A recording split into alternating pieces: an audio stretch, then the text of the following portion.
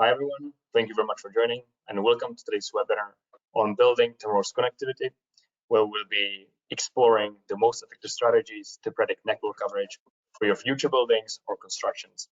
We are hosting this webinar with STF Grupa, one of the leading system integrators and telecommunication companies in Europe, and we're very glad that they were willing to join us for this event and share their knowledge and expertise with us. So big thanks belongs to STF. My name is Daniel. I work at IBWave in marketing, and I'm your host for today. And I would also like to welcome our speakers, Ralph Burkhardt from IBWave.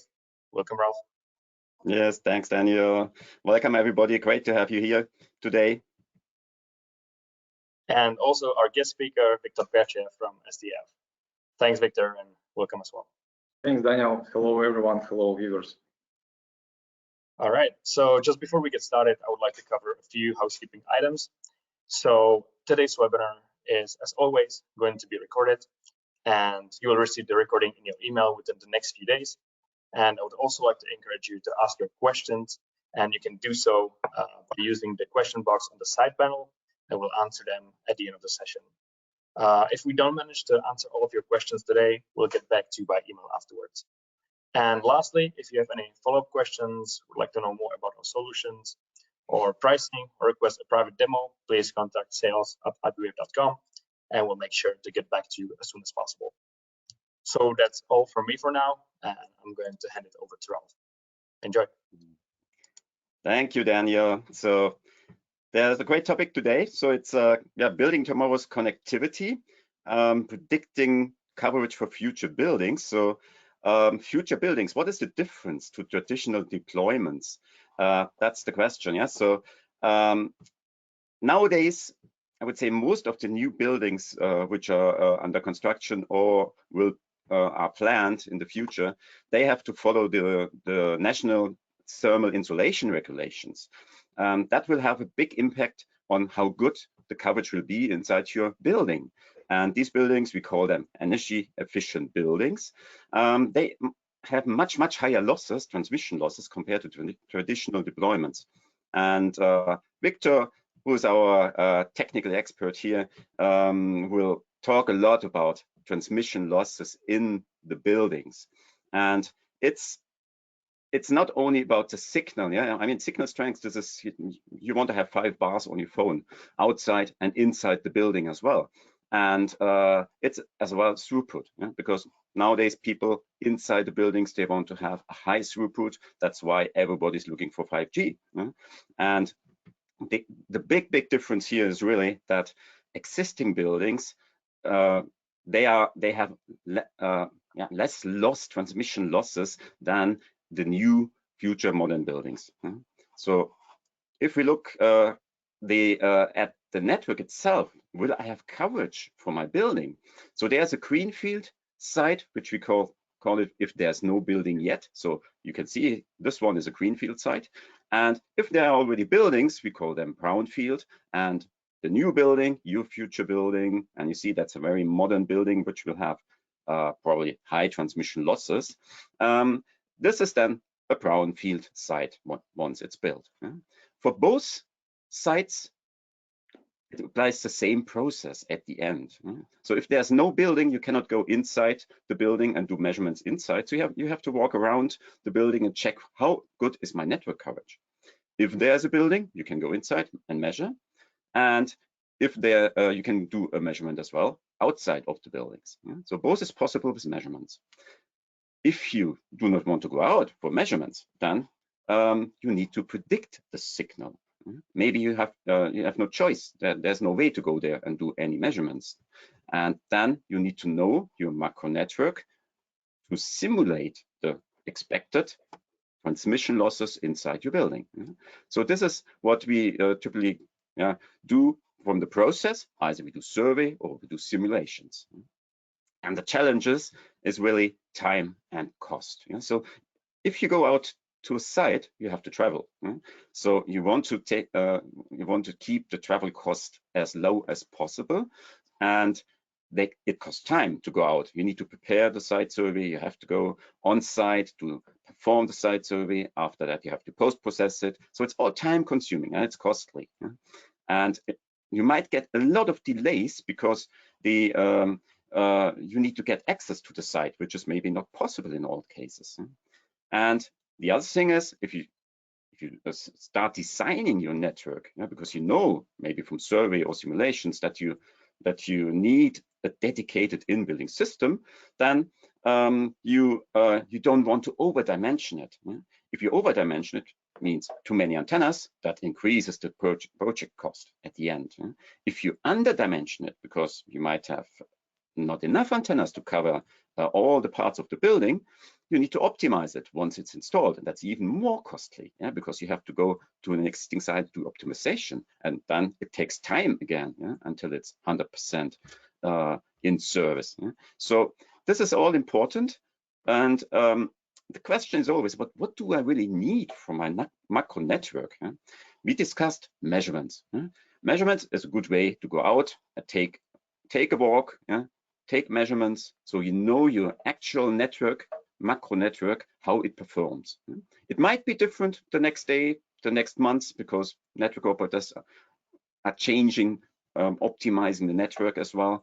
So it captures as the network is at the moment of the survey. For the survey, we do have at IBWave our own survey solution, which is a tablet smartphone-based solution. So you can just walk there and do the measurements with your SIM card, or you use a scanner. So that's another option you have. And this is a nice small scanner we have available. So it's just attached to your smartphone, attached to your tablet. Very nice, handy, and you can start doing a scan in the field.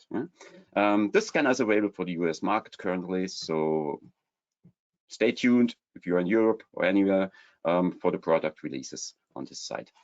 The other thing is then not doing measurements. The other thing is simulations and predictions. And for that, the best thing is always you get the data from the network operators directly. If it's a CSV Excel file export from the macro database of a network operator, of maybe all operators, like multi-operator, you have all the locations, geo-reference with all the information of antenna heights and everything from the macro network. So that's always the best, But sometimes you cannot get that information.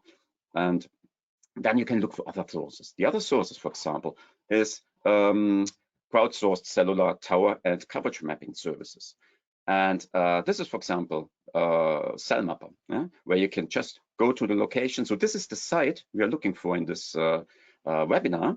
So that's a greenfield site, and I need to know what the macro sites are around. So I just go to CellMapper and I log on LTE, 5G, and I get all the information of the different bands which are on there.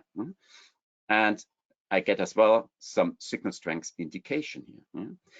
The other source, because you don't get antenna heights and directions from CellMapper, the other source would be local governmental sites, or in this case in Germany, for example, there's the Bundesnetzagentur, where you can just go on the website and you will find each LTE, each 5G site, which is actually there on air, and you get all the information of the height of the antennas, you get the information of the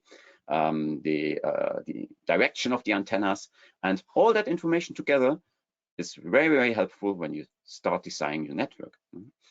And why do we do that? Because we want to simulate how good would be the coverage exactly at that place where my future building will be. So how does that look at the end? Just switch to Google Earth, because that everybody knows Google Earth, and the good thing in Google Earth is you don't need a separate design license or something like that, but it's good to make it visualize that for you. So that's the Google Earth, that's my building, that's my new future building, and you see that's a very modern building here, and this one is not existing yet, so I can just switch it off. So that's my green field, and I need to know if I can cover that. So if I go, for example, to CellMapper and any other sources, you will find that there's a site over here. So here on the roof, you will find a site here. There's a site over there on this roof. You see this small one over there, and they are all providing coverage. And the question is, will I cover my building once it's there? So that's the big question. So the first thing I would always do is try to find out how good is my signal strength. And in this case, you can see like it's going from the antenna, it's green, yeah, so you have a good signal over there.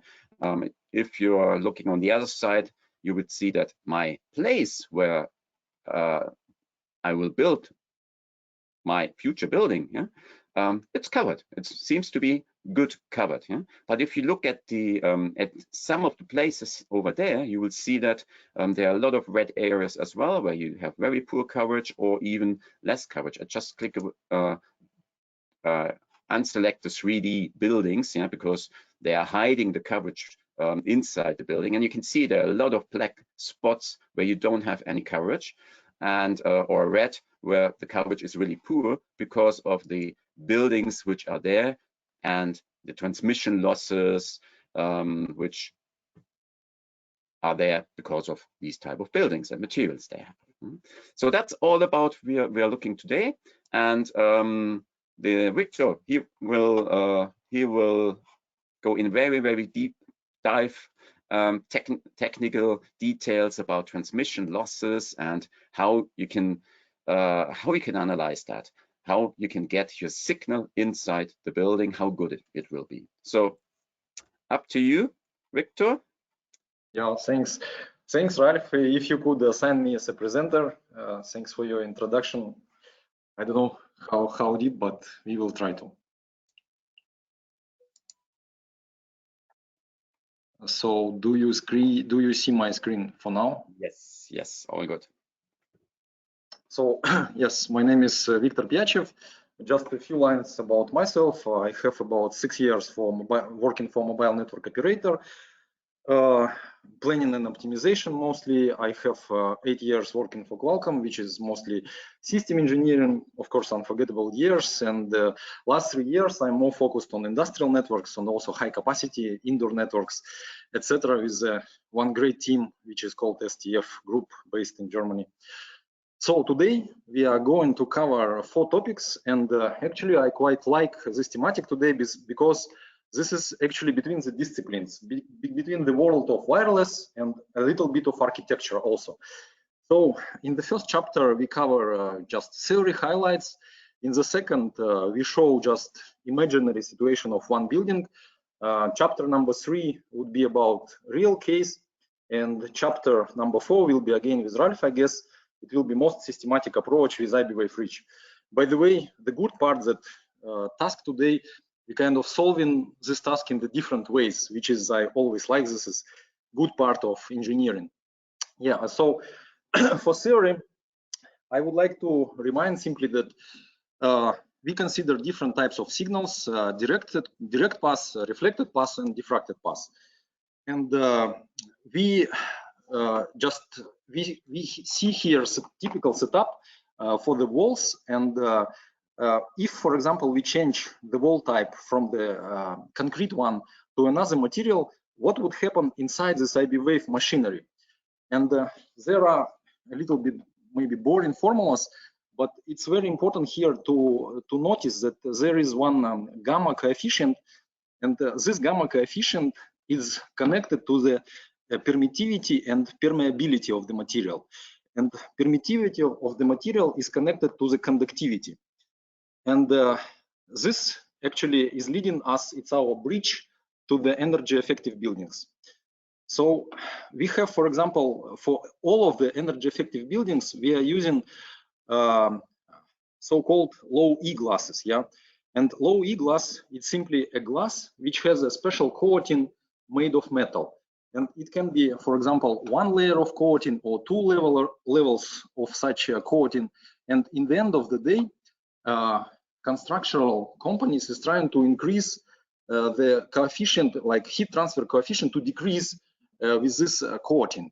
But for radio propagation wave, of course, it means additional challenge. So what is better for keeping the worm inside is very bad for propagation, for radio propagation. And the problem statement, maybe it's better shown here. So for visible light, such a windows would be transparable, but for radio waves, we expect about 30 decibels attenuation, which is due to reflection and also losses. So in the end of the day, we have a very weak signal inside of the building. And having said those 30 decibels, I guess it's better to show one of the latest researchers about the topic. It's a group of scientists from Switzerland. I think it's a very nice study. And here in the table, you see a typical attenuation for frequency 1.8 and for frequency 3 gigahertz. Yeah, and we observe here that for double coating, we have about 30 decibels of attenuation for 1.8, and for 3 gigahertz, we have 36 decibels of attenuation. If you see here above in the table, it's actually comparable with concrete, which means your window, which is installed in concrete, in fact, yeah. So for radio waves, it's the same obstacle as concrete wall.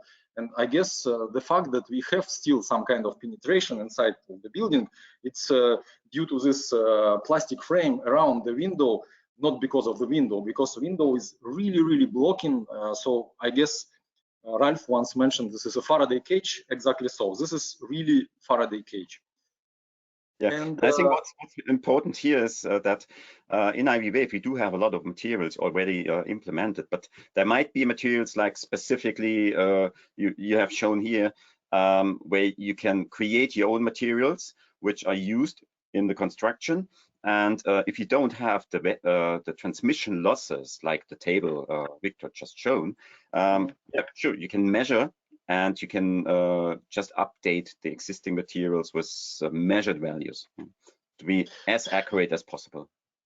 Yeah, and if we continue our conversation, so this additional 30-35 maybe decibels, this is a question if those decibels are calculated inside a typical link budget. I guess in most of cases answer would be no, it is not accounted. It would be accounted here in penetration loss, but this is typically not the case. I can say it based on my own experience because I was working for mobile network operator, so the typical value here would be about 10, 15, but never 30, which means for us that outdoor networks, they never designed to cover indoor, yeah. And this is very important fact. They never designed, and if you were not targeting to have good indoor coverage, obviously you will not have it, especially for such a hard cases. And another slide, which is very simple one, which is covering just like principle of where the problem is coming from, that even if your base station is nearby, but you are located deep inside of this building, behind many doors, behind this low E window, so you hardly can count not only on LT 2.1, it will be also issues with LT 800, which is really observable in the last buildings we were testing. And just to give you a feeling about another materials, and perhaps you wanted to ask me if low E glass is only one headache. Unfortunately not, because there are, for example, in Germany, there are new law. According to this, many buildings has to be equipped with special insulation. And for example, this picture of insulation, this is also with coating. And as soon as we see this coating, which means extra conductivity of the material, which is, as I explained, through the permittivity, contributes to the loss factor of the material. So, of course, for wireless world, it's very wide known fact, but here we would like to highlight that in IB wave, you always see this permittivity as a value, as a characteristic of the material. So different types of materials can be present, normal glasses, brick, concrete, low E, and again, that low E glass is comparable with concrete, comparable with brick, so it's really obstacle. And this material is typically also not homogeneous, I would say, which means that typically this is frequency independent value of permittivity, but for low E glass it can happen that you have this attenuation 30 decibels for higher frequencies, and it's not really going down for the lower frequencies, which means lower frequencies would also struggle. Yeah, after this portion of small portion of theory, I would say I would like to show you kind of more experimental way what would be in the reality, or at least in attempt to see what would be in the reality. Let's just make one experiment. Let's take abstract building, but very modern one, and let's put one base station which is located in a really favorable situation for this building. And while I'm explaining this setup, you may want to use chat and just guess what kind of coverage would be expected if here on this mast we would have, for example, LTE 1.8 and perhaps 5G as well. Yeah, so that's the setup, and distance is about 70 meters, height of this mast about 19 meters, and just to be closer to the reality, let's consider that LTE system is provided through, I would say, conventional antenna, which is here on the left side shown. And for 5G, it would be, of course, special phased array active antenna. This is so-called synthetic aperture antenna with synthetic aperture, and it would be special interest to see how they are behave. Maybe you would like here to ask about ERP. Let's take more realistic ERP. For example, for LTE, we can take 200, for LTE, we can have, for example, 43 dBms as output of RRU. And actually, it's more tricky to find typical power for 5G antenna, but I was doing small research. This is ERP is about 200 watts for this 5G band N78. So let's imagine that we do the following experiment. We take LTE on this mast on lamppost. Yeah, the height is about 19 meters. But let's try to make it a little bit more dynamic, let's say so. So what if we simply take this antenna and the RRU, we just ripping it off from the mast and go around the building, trying to shoot to the building with our transmission power. What would happen? We would try to see right now. I need just to click, and you observe this legend on the left side. The blue color is very nice signal, the strong one. And the building now, the structures are disappeared for your convenience, that you would observe what happens inside of the building. Of course, this is a cross section made, yeah, and you are able to observe what kind of signal you can expect inside of the building for conventional LTE 1.8. So this is a typical scenario. And the first outcomes, of course, here that we have pretty patchy coverage, yeah, and some levels, especially lower levels, are without the signal. And you may say here, is it a real situation for every building? In reality, there are more sites nearby, yeah, and probably less favorable situations, and the coverage does exist on some levels, yeah, but we cannot say that, for example, even 50% of this building is covered for the case, yeah. This is again energy efficient building with low E glass, so fancy modern, so 2023 design, so to say, yeah. Let's try to compare this situation and test scenario with 5G. It's another experiment. Now on this slide, on the left side now, this is LTE, and on the right side, this is 5G. And simply same experiment. We are not far away from the building for both cases, like 70 meters. We are ripping off this RRU and fly around the building simply to observe what would be the case for LTE and for 5G on the right side of the slide. Yeah. So you can see it online. I hope the delays for you allows to observe results. So on the left slide, again, the legend that the blue color is the best possible coverage. Light blue, green, even yellow is acceptable. Yeah, and the red zone, this is actually on the border, cell border, and black color means we would expect no coverage in there. So pretty interesting result for this right part, because even this antenna with the synthetic aperture, of course, it's very high gain antenna, but this gain, of course, is compensating to some extent higher propagation for higher band. However, when it comes directly to the building, again, this is line of sight, the signal, it's really challenge for the signal to be inside. And in fact, we are covering, for example, out of 13 levels, we are covering 2-3 levels with some more or less acceptable coverage, and that would be it.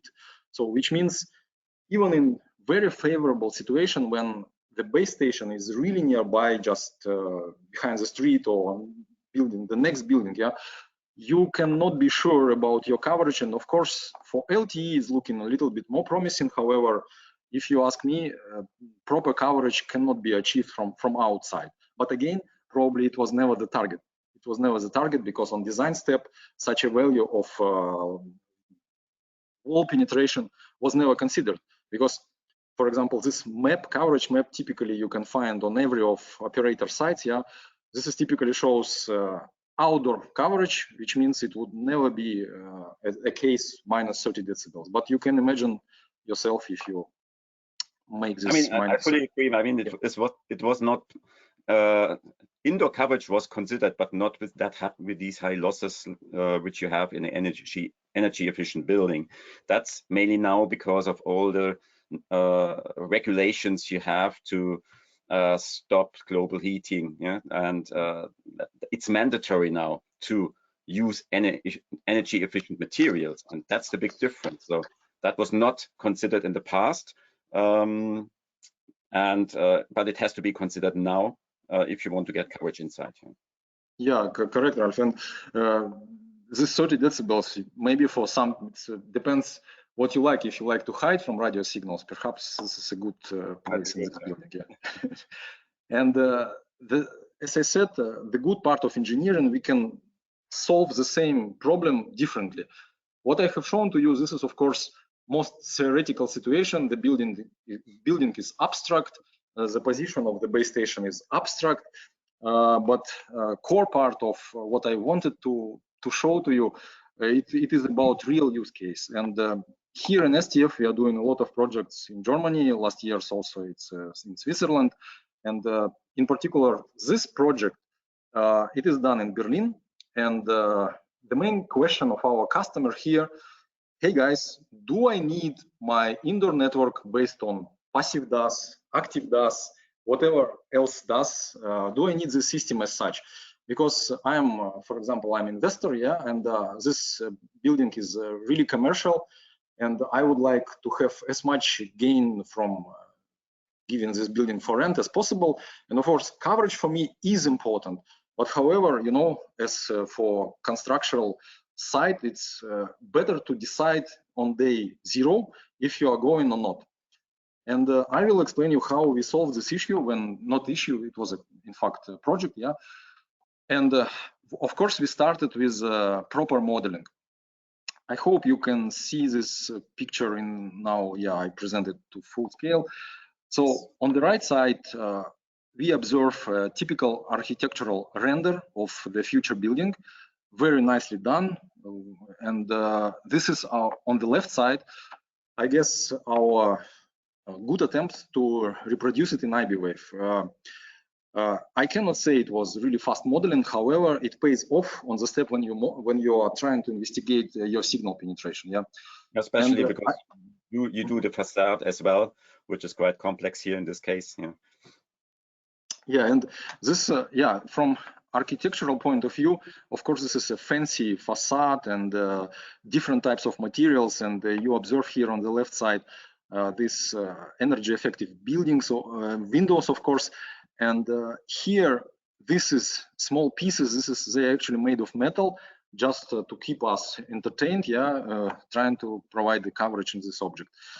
And to give you a little bit more insight about how it was modeled and the internal structure, a couple of more slides about it. So here, as a cross section, you see that we were really careful about modeling different types of concrete. Here you see different colors near stairs, near elevators, one type of concrete, another one for rooms, another one. And this modernistic facade is also made of metal, which is again adding an obstacle for the radio propagation for the waves. Different view on the same building. On the left side here, you observe that the thickness of the material is also customized. So, of course, we were very careful about modeling in this case, because, of course, to perform the task with better precision, level of precision.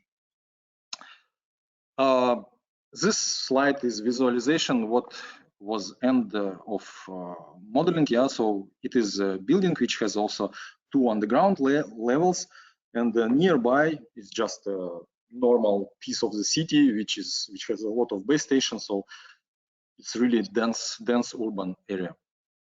And the second step, as soon as you modeled the building, the second step for such assessment would be measurements. And here on the picture, this is a pretty nice state of construction works for the measurements, because it's really visible where the buildings would be built, because this is it's simply here is the border, yeah. And it's a nice chance was for us to take a scanner like this one, for example, and to make these measurements around this future building. So as main outcome after these measurements, we are getting all types, all frequencies, and all technologies. And the example of a table which we are getting as a result is here also below on the slide. It's a pretty simple content. This is latitude, longitude, PCI number, and actually the level. As soon as you have this table, you can go to IBWave menu survey, and you can press the button import here on the left, upper left corner, and you're giving the name to your log file, you're choosing the technology, and the log file is expected to be CSV. You assign the coordinate. So basically what Victor is saying here is that you can import any third-party survey you have done, measurements, as long as you can have that in a CSV or Excel file format, or you can import it with the IBWC format, or you go for the IBWave own solution, which is our IBWave survey tool and IBWave scanner. So that's the process is a little bit different, but could be manual or automatically, but there's no limitation. You can import any kind of measurements to be used for this analysis. It's pretty friendly interface. I would highlight this because end of the day coordinates and your metric, and you are half done because you see already your road which is nearby, near the building, and then the task is to create output map which can be based on this measurement route.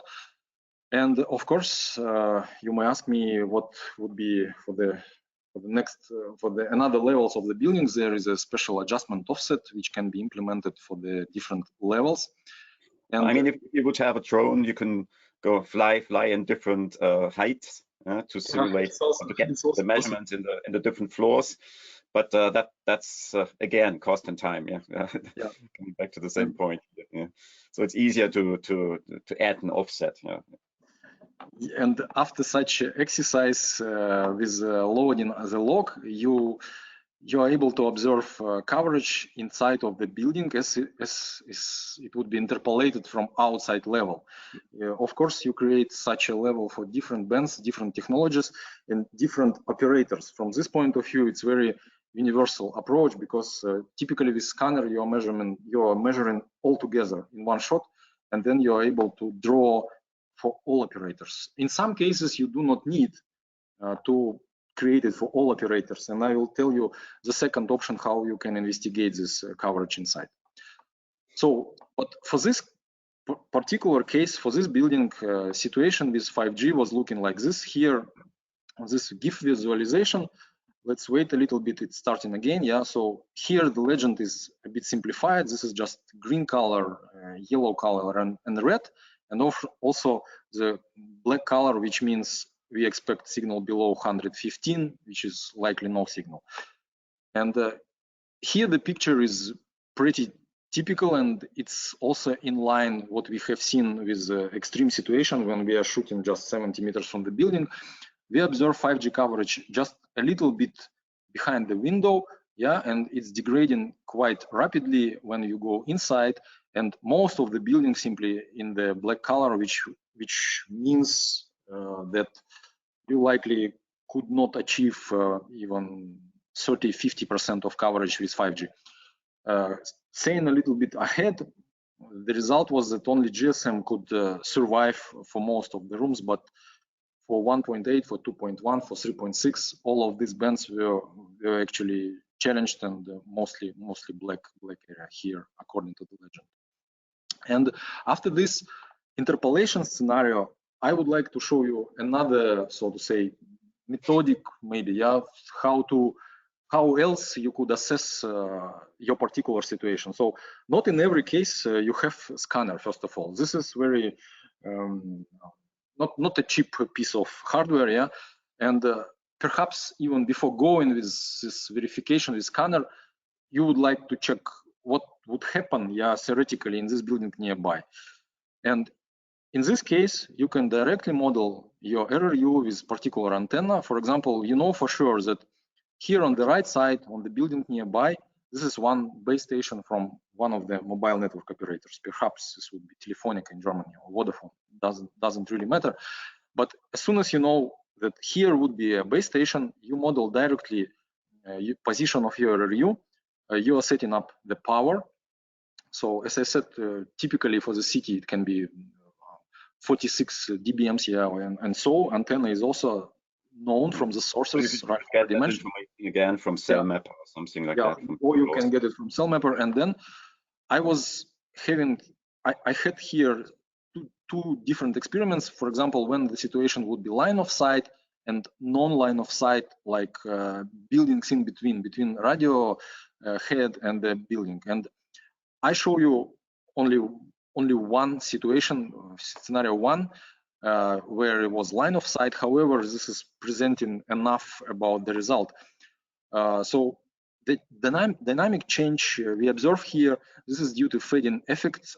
I considered between 2 and 15 decibels. We don't know what exactly can happen in between the buildings, or additional shadowing, or probably the power would be higher or so. Yeah, so I especially made this extra change to see how the signal can struggle on penetration, how deep it would be expected, yeah, for this building. And we see that for 5G, again, this is quite challenging, and the result is in line with two previous cases, with the case where we assessed it through the scanner, and also this is in line with the case, with extreme case, when I have shown to you the situation when we are shooting directly to the building, like imaginary situation. So it's again the result that for 5G it is problematic. It is expected to be problematic. And to have a comparison between different bands, I have put another visualization for you here. This is LTE 2.6, 1.8, and 5G band and 78. Simply for comparison, and it's changing. The picture is changing, but I hope you are able to notice the difference between 3.6, 1.8, and 2.6. The legend is simplified. Green is good, yellow is so-so, the red is on the border, the black is you're actually not there. Building here on the left. Of course, if you are ahead of this company and you are sitting somewhere, I don't know, on the level 3, on this left side of the building, you would likely be without coverage here.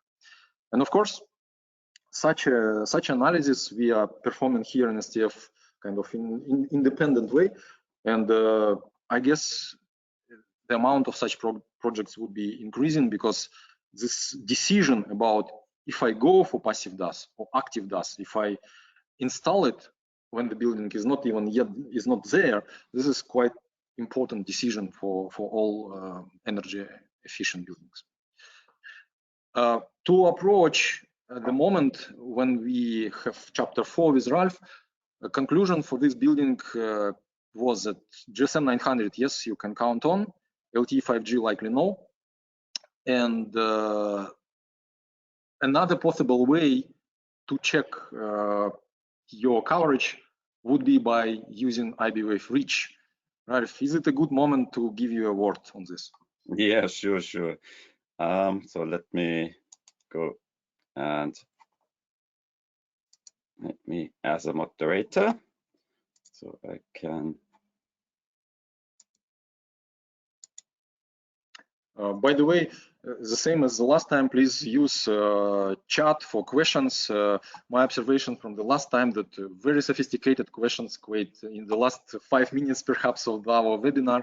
please use it a lot, because even if we are not in time to reply right on this session, typically we reply after. Yes, exactly. Thanks, Victor.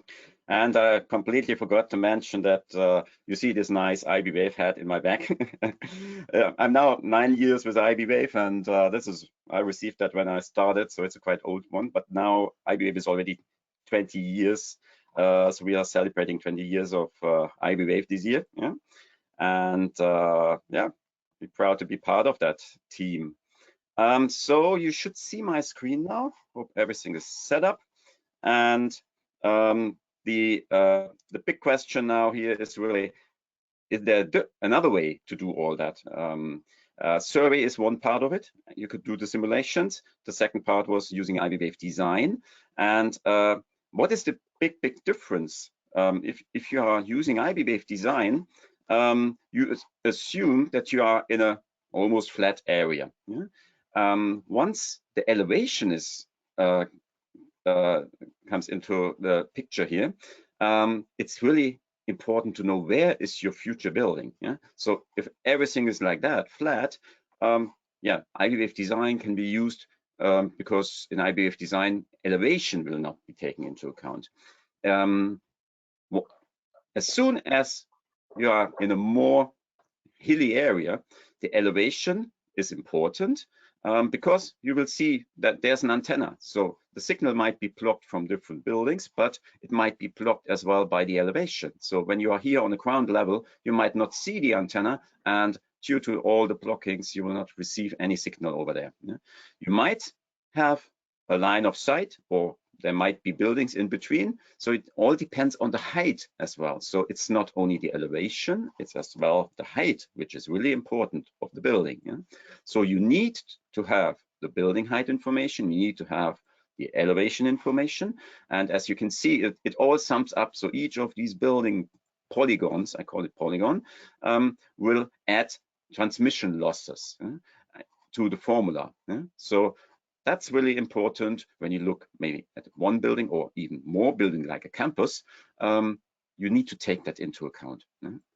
And where do I get my data from? Yeah? So one source of it is the digital elevation model, which is available. You can purchase digital the geodata from geodata vendors, but there's a lot of data as well available on online sources. So what we provide in IBWave, in our macro network planning solution, is we provide all these different free digital terrain data, which is, for example, for the US market, you get it in very high accurate resolution. In Europe, for example, it's like maybe 25 meter of resolution.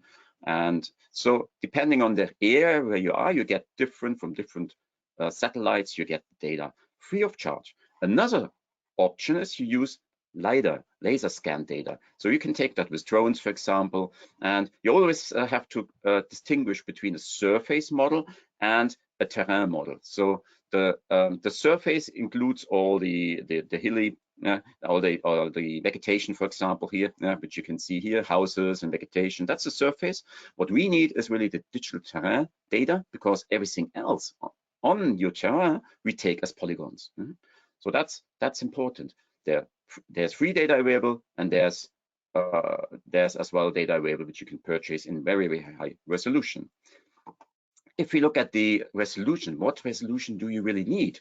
In our case, our building, which Victor was showing already, it's located here close to the river, and it's in Berlin, so it's almost flat area where you are. So there is available free of charge digital terrain data in 1 meter resolution from LiDAR, laser scans. That's available from the governmental sites in Berlin. So you can just download that and import the LiDAR laser scan data into IBWave, and you have all the elevation data you need. If this is not available, might be in your region where you are, you might not have that. For Germany, I find it almost everywhere. In other countries, there might be other servers where you can download them free of charge. If it's not available, you have the choice to take the 25 meter resolution, for example. For the European market, it's 25 meter. For US, you can go down to 10 or 5 meters. And This is free of charge as well. You just download it and the data will be available. The difference, you can see it a little bit here. It's you have 25-meter tiles, yeah? And every tile, let's say, is 1 height. Yeah? And so the accuracy is not as good as a 1-meter resolution, clear, but it's free of charge data, and you have to decide in the area where you need to design what is really needed. Yeah? Do I really need 1-meter resolution? No, I can live with 25 meters. That's okay. Yeah? So it's your decision at the end, and you can purchase, if there's no data, you go to a geodata vendor, or you go to IPWave, and you can purchase geodata in the proper resolution which you need. This is just the because what you can see here already, you see a lot of let's say buildings here already. Yeah? These are polygons, yeah? And as said, you need the elevation and you need the building polygons. You need the height of each of the buildings, yeah? And this is another option where you can download free of charge OpenStreetMap data, and you can see that here. That's Berlin again, and we are here. That is the area where it's a green field at the moment. So that's the nice new modern energy efficient building which you would like to build here at that spot. And you can download complete Berlin if you want as building polygons, and you see the details of the height. Everything will be there. But that's based on OpenStreetMap.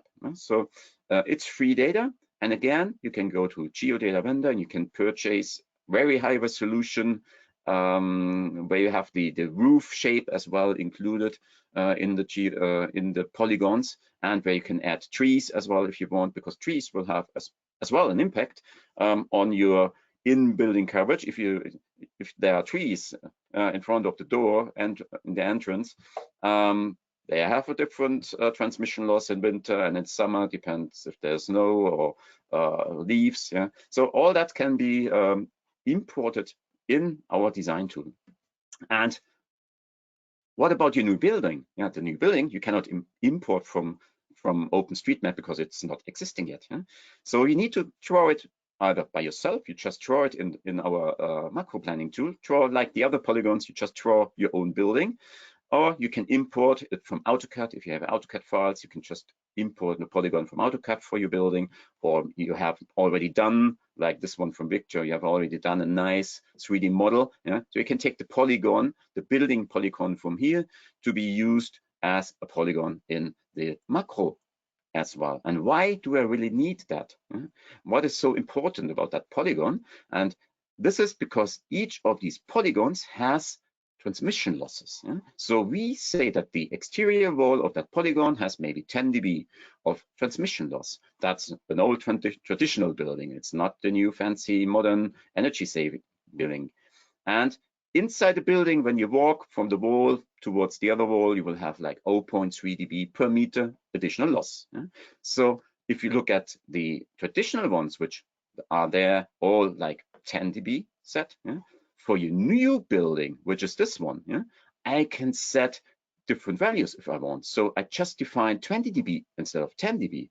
I define 1 dB slope instead of 0.3, which is a lot. Yes, I mean, every meter you lose 1 dB, but it all depends on what materials you're using inside the building. Yeah? And once you have that, you see that at a specific location, like here, you will get from outside, you will see the signal levels from outside and from inside, like -84, that's the signal which you get from the macro side, and -100 is the signal which is the indoor signal here. And when you walk more deeper into the building, you will see you don't have any signal anymore. Yeah? So you see the legend here of the colors as well. Yeah? So there's a drop in the signal. Yeah? So exactly the same as you have seen from Victor with measurements, you can do exactly the same with predictions. So that's the big difference. And the other big difference is here, if you're in a macro network planning tool, the height. Yeah? I mean, this antenna is maybe mounted on 30-meter height, and it depends if you are on a ground level or if you are on an upper level, what will be the signal received from that macro site. And instead of the option which Victor showed, that you can just add an offset to your measurements, you can run predictions, and you can visualize that in IBWave Reach very, very easy. This is a prediction made on ground level, like 1.5 meter. You see a lot of red areas where red is in this case poor, and black means no coverage at all. So on street level, you don't see the antennas maybe. You see the same impact inside the building. And on an upper floor, you see that there's much more green, yellow here, because you have maybe in the upper floors, maybe at 20-meter height, you can see a bit of the antenna. You get much better signals at that height. So these simulations are really, really important, because you need to do a network design for your full building, not only for a ground level. So the upper levels are really important as well. And with a macro prediction tool, you can do the proper and very accurate predictions.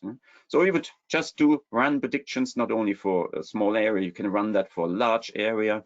Could run it for almost complete Berlin if you want, but if you're looking only for one specific building, the area of interest is quite small. Just you need to have the macro sites, which are the surrounding sites of your building, and you can run the simulations. Same you can do instead of IBWave Reach. You can import all these predictions into Google Earth. Advantage of Google Earth is that you don't need to have a design license. Everyone can have a look at the predictions. If you share the KML, KMZ files, everyone can have a look at it. So it's platform independent. It's just Google Earth which you need. And you see exactly the same impact here. Google Earth has the big advantage. You have all these nice fancy 3D models there. And you can add your polygons here. This is just the exterior wall, because I want to see what's happening inside. So you see how the signal will degrade from the macro network side, which is over there. And once you have created these predictions, you would just import the predictions into IBWave Design. And this is an automatic process. You can import predictions from almost all the macro planning tools, if they're in an XML format, for example. But for our IBWave Reach macro planning tool, there's an automated one-click button, and it will automatically import for all the predictions done from the different macro sites to the different floors automatically. There's no manual process here. And once you have done that, you will see the prediction in the IBWave Design tool, and you can add all the walls inside the building, because you have a 3D model, and you will see the interpolation of each floor, of each, let's say, prediction height, and you can see the impact on your indoor network. And as you can see here, if you look outside of the building, you would have a PCI 300 from the macro base station, like minus 80 dBm, and if you go inside the building, this would be more like maybe 100 dBm or 106. So depending on the location, and again depending on the materials you are using. So this is really an interpolation, taking a very accurate prediction from your macro network and a very accurate 3D design or modeling in IBWave. And at the end, you want to design your network. Remember, in the beginning, I said you want to have 5 bars. You want to have maybe a throughput, very high throughput.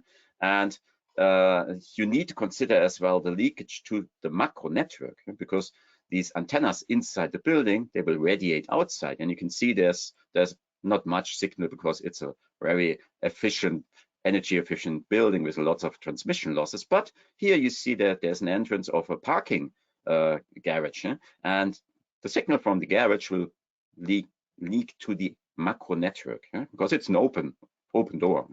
So you can easily see that. So people who are passing by might lock onto your indoor network. So that's important to look at as well. So it's my signal inside should be green everywhere. You see some red dots. That's where the stairs are, where the elevators are. So if you need to cover that as well, you need to have probably some antennas over there.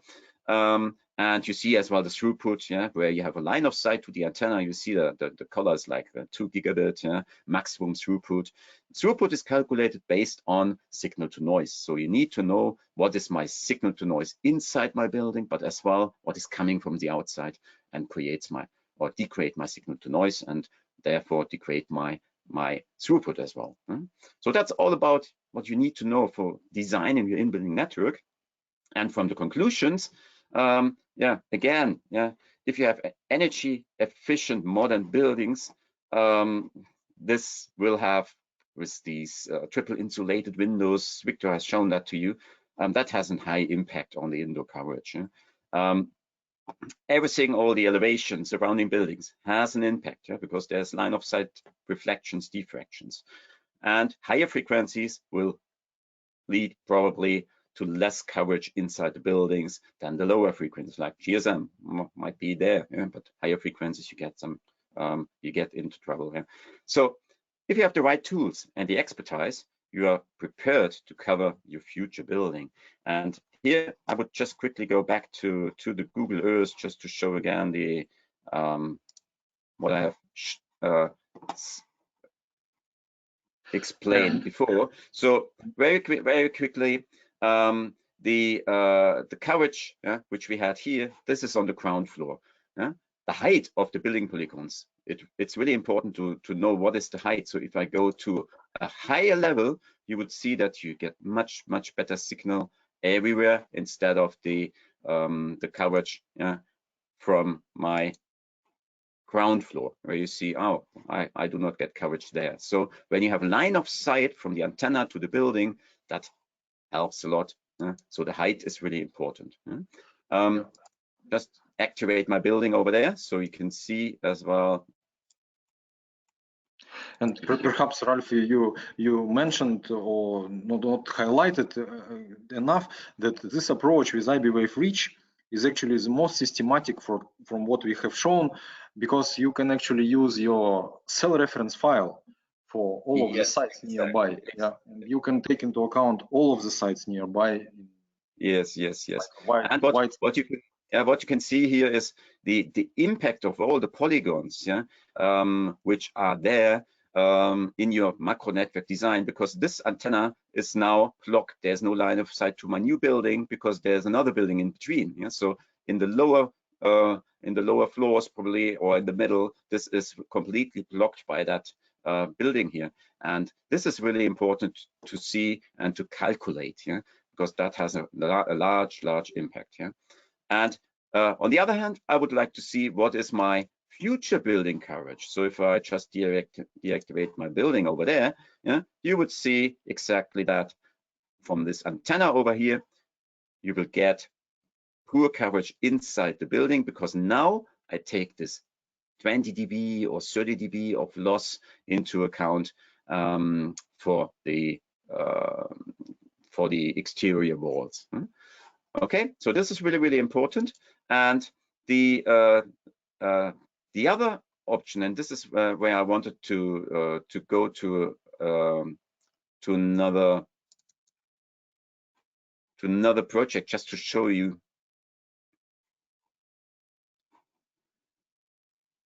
another way to do that with maybe more accurate geo data. So that's another place. That's a campus, like the fairground in Frankfurt, Frankfurt Fair. So the advantage if you have high resolution geodata is that you can add very easily the forest, for example, the trees. So each tree will have transmission losses as well. So these are available in high resolution from geodata vendors, or you create them by yourself, no problem. You can do that if it's not such a big area. You can just create your polygons manually with forest. And the same for the buildings. So the buildings you could create. Just deactivate that. So now the buildings you could create, they are from the shape. I deactivate the other buildings there. If you look at the shape, they are really accurate if you get these from geodata vendors in a high 1 meter resolution. So that's an option to get even more accuracy in your predictions.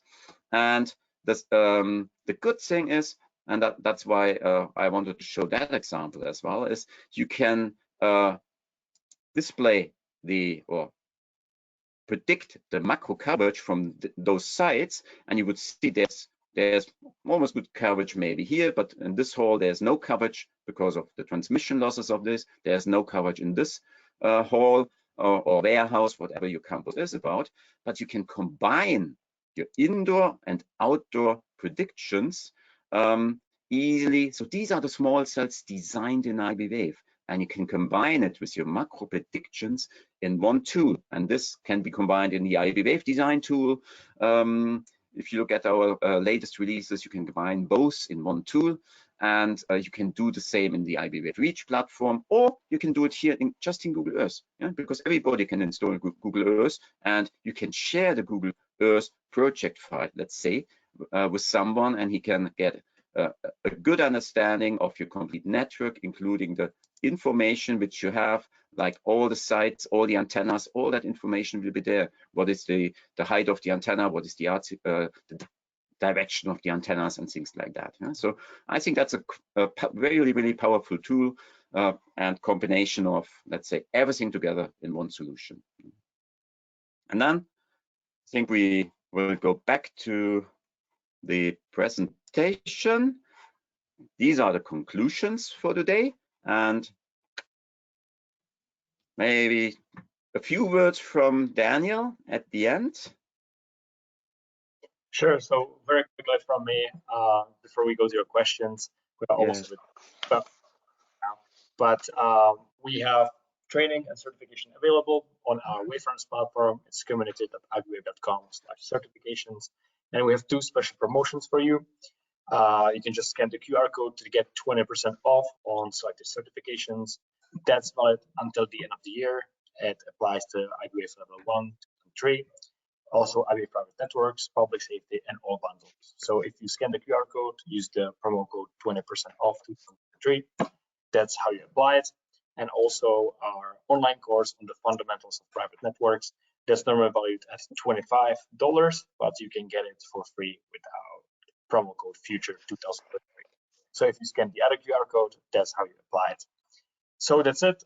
Ralph, you can just leave this slide on when we go to the questions. We can maybe take 5 minutes, but as we said, we'll get back to you by email. So don't worry, all your questions will get answered. All right. So I would say the first question is from Vladan. He's asking Victor, when you showed the example with 5G and LTE, where the 2 predictions were running against each other, I think it was your first. He's asking what the frequency was for LTE. Yeah, LTE was 1800, 1.8 gigahertz. This is why I did selected this, because this is very typical frequency band, at least in Europe. I'm not that profound to mention the US. However, in Europe, it's everywhere, 1.8, 20 megahertz, you have it everywhere. This is why most typical taken. For 5G frequencies, this is N78, which is 3.6 gigahertz, also pretty typical. I was about to take as much typical bands as possible to show you that what would happen when you shoot straight to the building on 70 meters distance. All right, thanks. And this is specifically, maybe to add here, if you not just look at one building, but at a campus, where you have several buildings, and campus are many of these campuses are, if it's from energy sector or anything, or warehouses, they belong to one customer, and they have their own private 5G network, which is then on 3.7 gigahertz, for example. So it has to be at that higher frequency. There's no other choice, because the private networks are all, let's say, in this band in Europe, 3.7, 4.2 gigahertz. Correct, Ralph. And Daniel, just to add this comment from Vladan, of course, if you ask me, what if I would create the picture for LTE 800, for example, it would be better coverage. However, for LTE 800 is typically 5 megahertz spectrum, and if we are talking about performance, it's not promising at all for 5 megahertz spectrum. This is why also it's more reasonable to take 1.8, perhaps 2.1. It goes typically together, even one piece of hardware typically. This is why, yeah. And of course, LTE lower frequencies, for this particular case, no point to take, because you cannot benefit out of LTE 800. Some cases there is LTE 700, but for me, all of those is just a marketing story for mobile network operator, which is out of scope. Yes, exactly. It's the bandwidth. Yeah, I mean the frequency you can deploy 5G in lower frequencies, no problem. But at the end, you deploy 5G because you want to have high data rates. Yeah? And Yeah, if you don't have the bandwidth, you will not get the high data rates. So that's and also quite interesting. I forgot somehow to mention it. I don't know why. I have it here in my notes. Typically, the situation, this is non-standalone scenario for 5G, which means you have to have your anchor inside the building. So you would need to be there with both, with LTE and with 5G, and it shall be corresponding anchor. For example, if you are getting your anchor which is not associated with your 5G cell, you are also in trouble with 5G. So of course, overall, it's looking like it was never a good idea to try to provide from outdoor to indoor. But if we are looking so precisely and we investigate precisely, we are simply confirming our what was suspected. What was suspected? We are confirming it. right. There's a good question. How did you get the outdoor coverage map from Google Earth? So Google Earth cannot generate any predictions. So the predictions you do in IBWave design for the indoor part or for outdoor as well, as Victor shown. You can do the outdoor as long as you're on a flat area. And in the macro network solution which we have, it's called IBWave Reach. In Reach, you can import all the geo data, elevation, building polygons very, very easily, and in most of the cases for free because they are available. And then you can run the macro predictions with the information you have, and then you just export to Google Earth. You can export the indoor predictions to Google Earth, you can export the outdoor macro predictions to Google Earth, including all the site information, antenna heights and everything. So everything is in Google Earth, just a click, and you can visualize that. Ralph, somehow I like a lot one question about how you can build your building without CAD documentation. This is my favorite in the moment. So if you are able or willing to answer, I really like this question because we are facing this issue. Yes. So there's AutoCAD is one way to import a model, let's say, and create your 3D model in IBWave. The other option is you can draw it by yourself. Yeah? There's a drawing feature in IBWave, and there's as well an option which is called BIM Revit. This is on the roadmap. It will be released. Currently, we do not have a date for that, but it's another option, yeah, to get the 3D models, yeah, generated in the IBWave design tool. But most of our customers, they are doing it based, and Victor as well, yeah, you are doing that based on the AutoCAD files which are available, or even just on the floor plans. And as you said, it's worth to invest it the time because the results at the end pays off. Yeah. I can only mention that in STF we are doing also LiDAR scanning for the buildings, which would be the best probable way, really professionally, to approach when you have no CAD. You are doing LiDAR scanning. Out of it, you are getting the set of measurements from the LiDAR, and based on LiDAR, you can even create Revit model of the building, and you are getting simultaneously your model, like a digital twin. And this Revit file can be further used at least as background for the modeling. So there are ways. I would say the most profound is LiDAR scanning. Yeah, when you scan your building. So actually, I see a lot of interesting questions. I appreciate comment from Adrian Arroyo that he likes what we delivered, and I really appreciate to see this because we spent quite some time preparing special visualizations. So Ralph, would you like to pick some question, or would you say I could? You can continue. I'll just check if there's anything else important. So I would. Let's see. I would comment for Mark Karimian that I refer to 5G higher band 3.5. Yeah, as 5G exists for lower bands as well, but again, I'm pretty driven by spectrum. Yeah, so spectrum here in Europe, this is you can expect 80 megahertz, perhaps 90 megahertz in band 1078, which is 3.6. And all of the industrial cases, they are also 3.7. So this is why I call higher frequencies for 5G. Of course, there is a story of millimeter wave, which is completely not touched.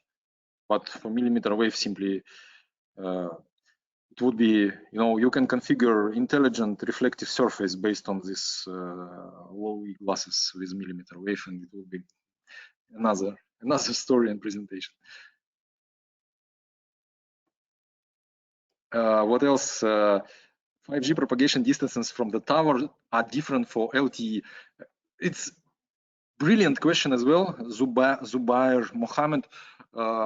I guess I did not mention properly that for synthetic aperture, the result, what we have observed, and you will see it in the presentation if shared, this is very sharp on the edge. Because for both antenna diagrams, by the way, the vertical angle, of course, was not enough because we were too close, and the angle was about between 12-15 degrees. But 12-15 degrees for conventional panel antenna for LTE, it's absolutely not the same story as nominally 15 degree for your synthetic aperture antenna of 5G, because both are 15 degrees. You can even go and check. However, what you see as a result, it's really sharp on the edge for the upper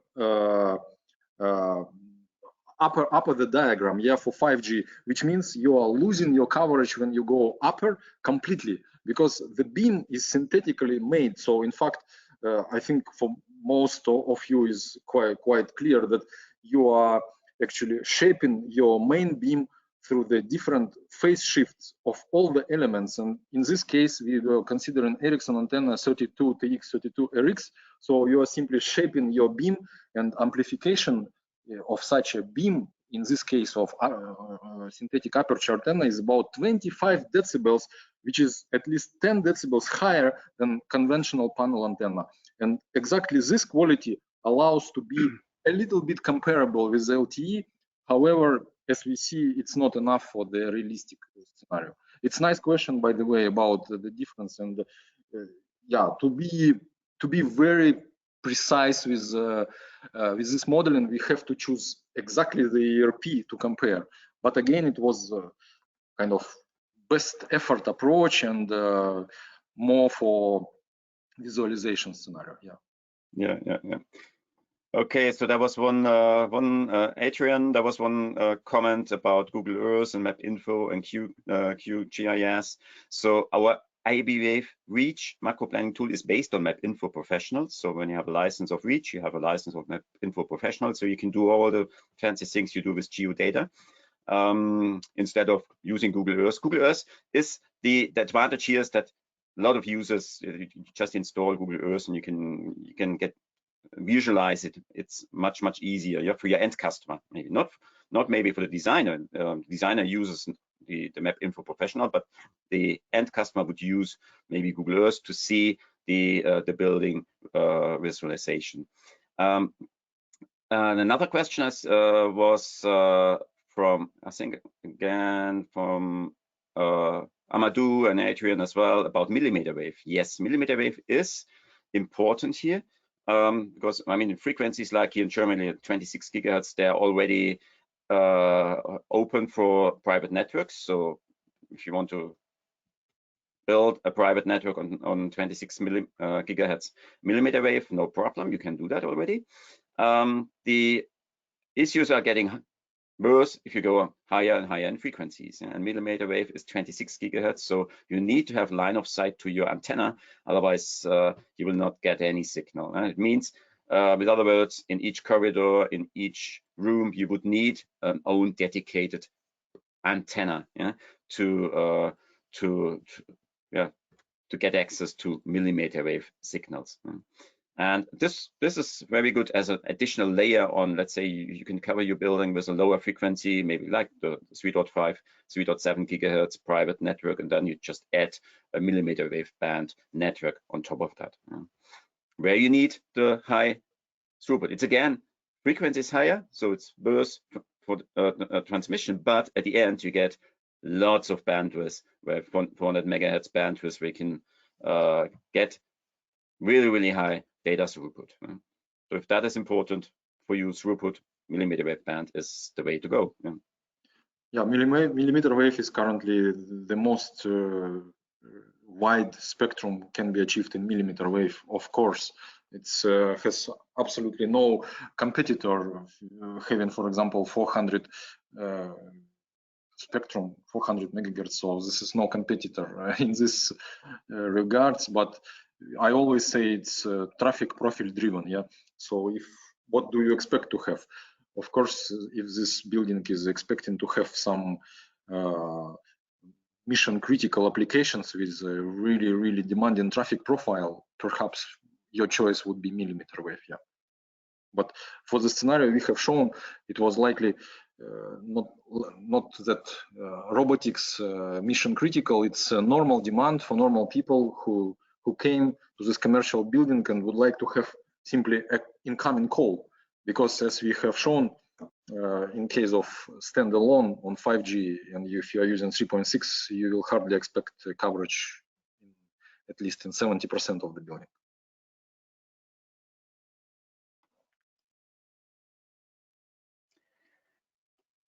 Okay, so Daniel, what about timing?